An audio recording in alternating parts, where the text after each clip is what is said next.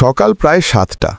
Doctor Alia সিংয়ের বড় বোন মমতা সিং একটি পুরনো ঠেলায় মাটির ভাঁড় বা হাঁড়ি কলসি সাজিয়ে বিক্রি করছিলেন। তখন সেখানে একজন পুলিশ ইন্সপেক্টর বিক্রম সিং আসেন এবং মমতাজির কাছে ঘুষের দাবি করেন। যখন মমতাজি টাকা দিতে অস্বীকার করেন, তখন ইন্সপেক্টর বিক্রম সিং রেগে গিয়ে তার ঠেলার সমস্ত মাটির ভাঁড় ভেঙে দেন এবং সবার সামনে মমতার গালে চড় মারেন। তিনি তাকে গালিগালাজ করেন এবং প্রকাশ্যে তার সম্মানহানি করেন। যখন এই ঘটনাটি মমতার ছোট বোন ডক্টর আলিয়া সিংয়ের কাছে পৌঁছায়, তখন তিনি তার বোনের সাথে হওয়া এই দুর্ব্যবহারের প্রতিশোধ নেওয়ার জন্য দৃঢ় প্রতিজ্ঞ হন।